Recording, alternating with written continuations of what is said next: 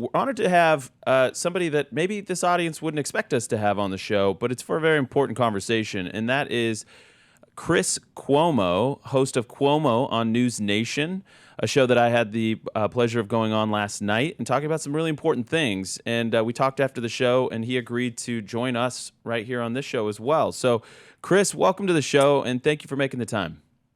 Hey, Andrew, appreciate being with you. Thank you for being on News Nation. And I'm Yeah. very sorry for the loss of your friend, Charlie. Thank you for that. And I know that. I know that you are because you've expressed it to me personally and you've gone out of your way to do so. And I think that, deserves credit to where it's due, because a lot of people, the first things they reached out to are all about business. It's all about, what does this mean? And when people come and their first comment is, I'm sorry for your loss. And I feel for you. And you have nice things to say about Charlie, who I know you and he and we disagree about the politics of it all. We have a lot of different opinions and all that stuff. But one thing that I noticed about you, Chris, and we talked about it a little bit last night, is, there can be a lot made of the who. Who did this? But we can agree that the what is much more clear. We know what killed Charlie. What killed Charlie was people, and I said this on your show, excuse me, and you reiterated it, was that somebody, or maybe a group of people, we're still waiting on some of the details there, candidly, and we want the answers, but somebody decided to pick up a gun when Charlie Kirk, what he was about was picking up a microphone. And Yeah, it's a great line, and it is a perfect encapsulation of an evolving fundamentalism in our country and the extremism that we see that is turbocharged by social media, that is monetized within our politics and digital media, that is capitalized on by this toxic two-party system.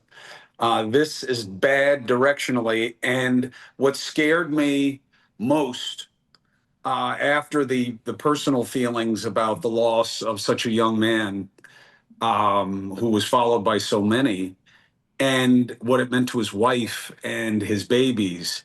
Once I could get past that, what scared me the most, Andrew, was the yeah, but. Yeah, but. Yeah, but is really frightening when it comes to a moral analysis. Okay? Yeah, look, it's wrong to kill somebody, but no, no, no, no, no, but. No, but. You want to talk about Charlie's ideas? Fine. Nobody wanted to do that more than Charlie did.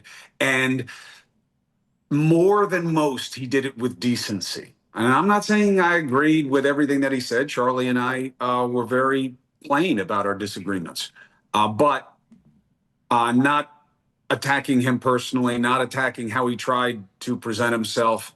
And the idea of his murder is an absolute low for us, and that's all it can ever be seen as. It can never be mitigated. It can never be qualified.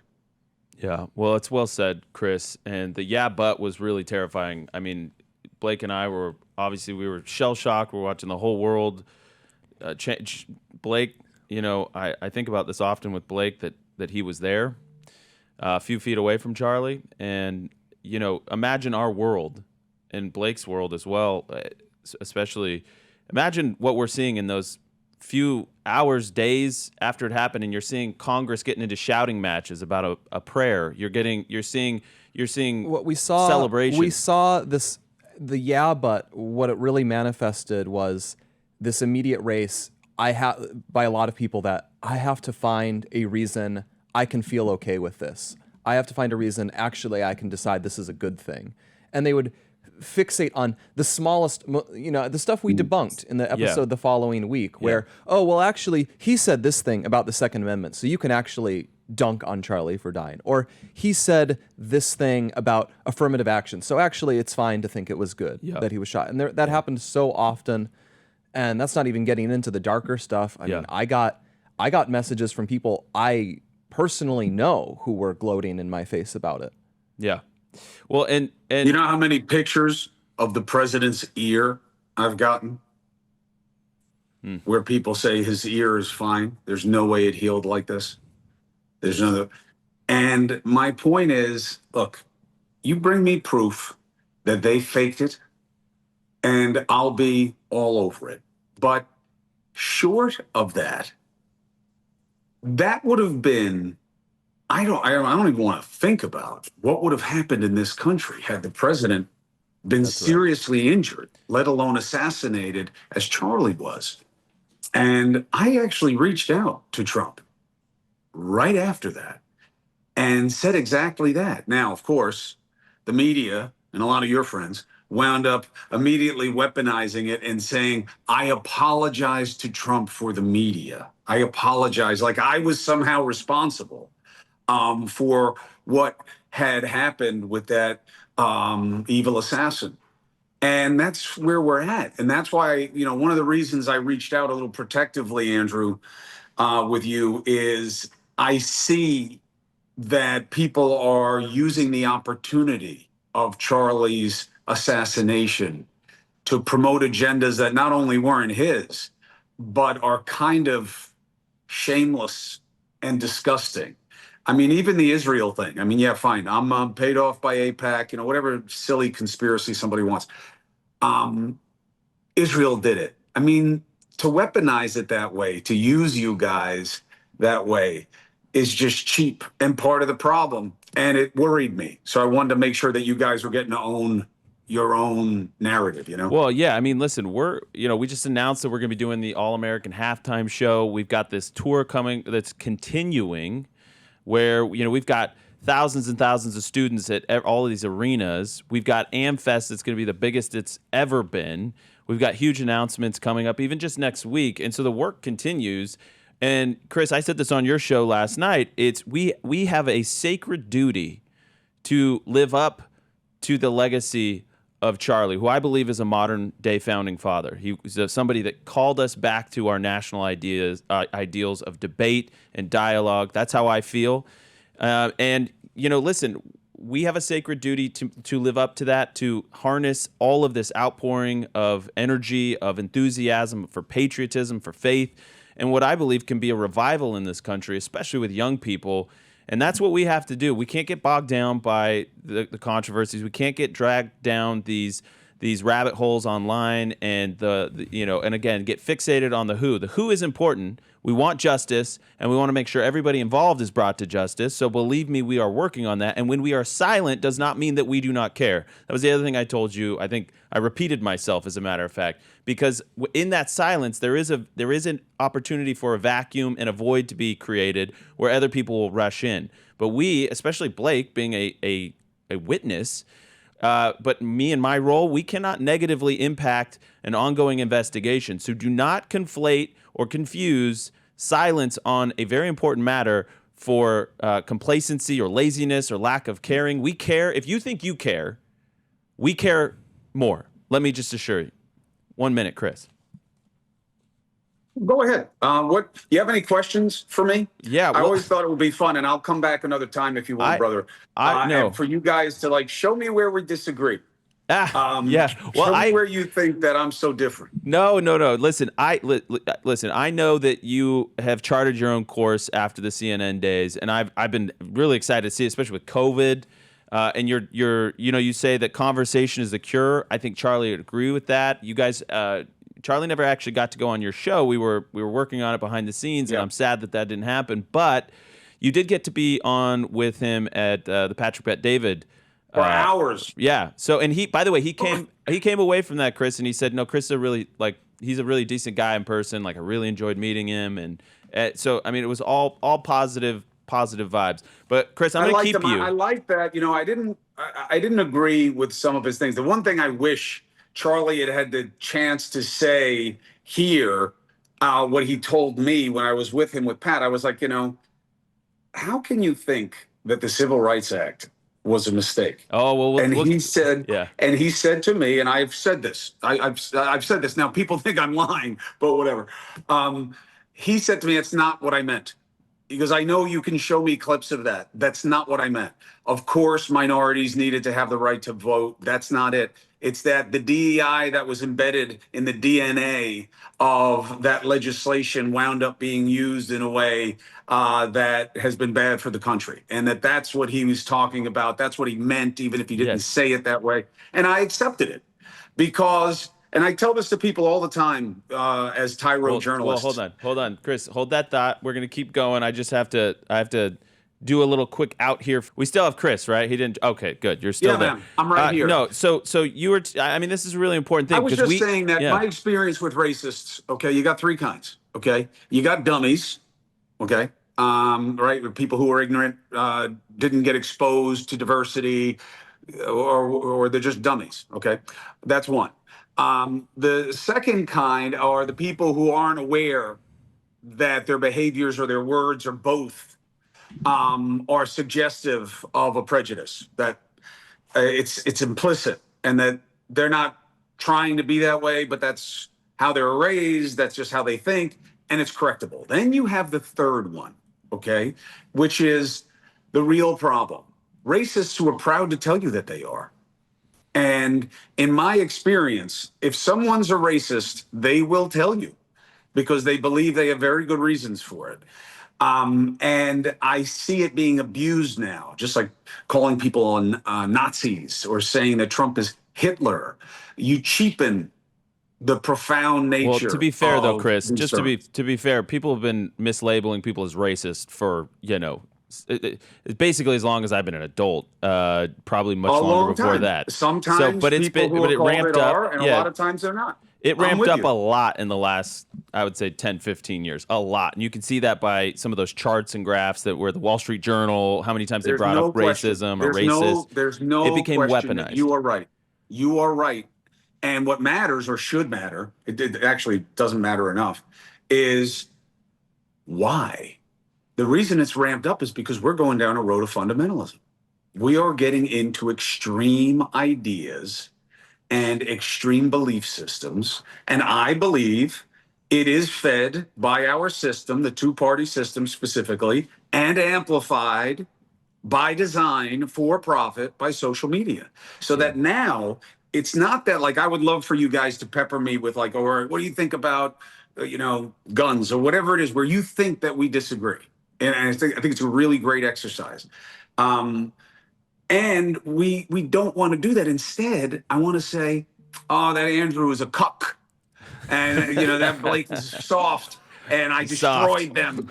And, I destroyed them. And I did this and I did that. Yeah. And then I put it out in the clips. And that's how it is.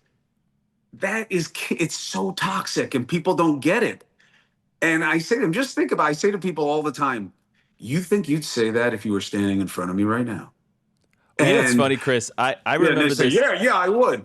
Yeah, It no, doesn't you happen. would. It's funny. I have this. I don't know if this is bad to bring up, but one of the images of you in my head was somebody came at you in public. It was in real life, and I think the clip went viral for a little bit, and you got in this guy's face, like and I remember thinking like, well, you don't want to mess with I'll Chris. give Like, you the truth. You want the truth, yeah, Andrew? Here's yeah. the truth. The unspoken truth. One, I almost got fired for that. And a big reason that it almost happened was the president. The president saw the clip or was told about the clip and used it to make the point that people say his supporters are violent. Look at this guy. Uh, And he went another step and was like, and I know him. And these guys got lucky. And I'll tell well, you what, he's right. They did get lucky. And I'll tell you why, Andrew. What you don't know is they didn't stop me. They stopped my 9-year-old daughter and said, is it okay if we take a picture with Fredo? And as I was oh, walking up the stairs, I heard this. And I said, did you just call me Fredo to my 9-year-old daughter? And the guy was like, yeah, like that. oh, yeah. You don't do That's that. what you You get. don't do that. And that's disrespectful, Chris. Of course. And I'm sorry you had to go through that. All right, Chris. I want to show you a graphic, and I'm going to have you reply to it because it is concerning. And I saw, by the way. So go ahead and throw up 265. And we've talked about it on this show before. And the question was posed. And remember, this is September 12th through the 15th. Don't worry, I'll walk you all through it if you can't read it. It says the question was, So this is 2 days after it happened. Okay. Is it ever justified for citizens to resort to violence in order to achieve political goal? And this is the percentage of responding yes. And look at that really standout node right there at the beginning. Age 18 through 39, if you're liberal, 30% of them, just about, maybe just under, maybe it's 29%, said yes, that it's justified to resort to violence to achieve political goals. There is something Mm-hmm. going on with young Mm-hmm. progressives that they think violence is somehow okay. What do you make of that? A few things. One, I think it's not that that is true as a standalone. It's the ands, okay? One, they may call themselves progressives. They may not. I think the labels don't apply the way they used to. And it's not just people on the left, it's young people in general. Well, And but Chris, one second. yes, I just want to say, look at the conservative node there. It's in yeah, I the see the it. other color. It is I see it. young From conservatives are self actually, described. yeah, self-described, are Yeah, from less likely than even 60 plus year old conservatives.